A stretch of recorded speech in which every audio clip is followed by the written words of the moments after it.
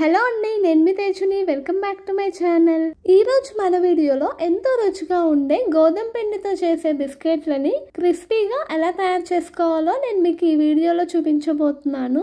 అంతకంటే ముందు ఒక చిన్న రిక్వెస్ట్ అన్నమాట. నా వీడియోస్ కనుక మీకు నచ్చితే లైక్ చేసి షేర్ చేసి మరిన్ని ఇంట్రెస్టింగ్ వీడియోల కోసం నా ఛానల్ని మీరు సబ్స్క్రైబ్ చేసుకోండి. ఇప్పుడు మనం ఈ బిస్కెట్స్ని ఎలా తయారు చేసుకోవాలో చూసేద్దాం. ముందుగా నేను ఈ బిస్కెట్స్ని తయారు చేసుకోవడానికి 2 కప్పుల దాకా గోధుమ పిండిని తీసుకుంటున్నానండి. అలానే 1/2 టీ స్పూన్ దాకా ఉప్పుని యాడ్ చేసుకోవాలి. ఈ బిస్కెట్స్ అనేవి మనం తినేటప్పుడు క్రిస్పీగా ఉండాలంటే ఇందులోకి మనం కాచిన నెయ్యిని కానీ కాచిన నూనెని కానీ 2 నుంచి 3 టేబుల్ స్పూన్ల దాకా యాడ్ చేసుకోవాలి. నేనైతే ఇందులోకి నెయ్యినే యాడ్ చేస్తున్నాను.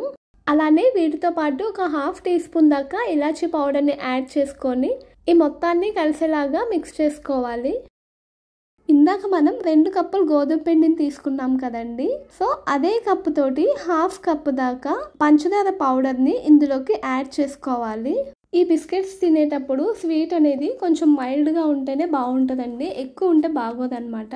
అలానే ఇప్పుడు ఇందులోకి కొంచెం వాటర్ని యాడ్ చేస్తూ చపాతీ పిండి కన్సిస్టెన్సీ వచ్చేదాకా ఈ పిండిని గట్టిగా కలుపుకోవాలి. ఇలా కలుపుకున్న తర్వాత ఈ పిండి మీద మూతను పెట్టి కనీసం గంట సేపు దాకా ఈ పిండిని నాననివ్వాలి. ఇలా నానబెట్టుకున్న తర్వాత ఈ పిండి మీద ఉన్న మూతను తీసి మళ్ళీ ఒకసారి ఈ పిండిని గట్టిగా కలుపుకొని ఆ తర్వాత మనం పిండిని 2 భాగాలుగా డివైడ్ చేసుకొని చపాతీని ఏ విధంగా చేసుకుంటామో సేమ్ అదే విధంగా పొడి పిండిని పైన చల్లుకుంటూ నీట్గా చపాతీలాగా ఒత్తుకోవాలి. అలానే ఈ చపాతీ అనేది మందంగా ఉండకూడదు, అలా అని చెప్పి పలుచగా ఉండకూడదండి, మీడియం సైజులో ఉండాలి. ఇక్కడ నేను చూపిస్తున్నాను కదా అలాగా. ఆ తర్వాత మీకు నచ్చినట్లు ఏ షేప్ కావాలంటే ఆ షేప్లో మీరు వీటిని కట్ చేసేసుకోండి.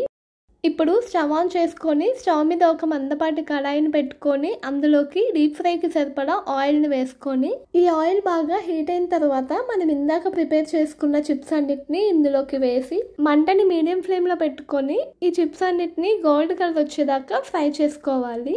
చూసారు కదా, ఈ చిప్స్ అన్నిటిని ఆయిల్లో వేసిన తర్వాత ఎలా పొంగుతున్నాయో. ఇలా గనక పొంగపోతే ఆ చిప్స్ అనేవి గట్టిగా ఉంటాయండి. ఇలా మనం బ్యాచ్ వైజ్గా ఈ చిప్స్ అన్నిటిని ఫ్రై చేసుకోవాలి కొంచెంగా.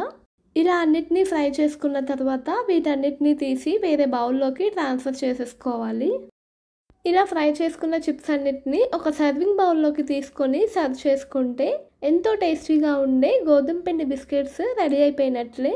అలానే ఈ వీడియో కనుక మీకు నచ్చినట్లయితే లైక్ చేసి షేర్ చేసి మరిన్ని ఇంట్రెస్టింగ్ వీడియోల కోసం నా ఛానల్ని మీరు సబ్స్క్రైబ్ చేసుకోండి. నెక్స్ట్ వీడియోలో మళ్ళీ కలుద్దాం. Thank you for watching. Until then good bye.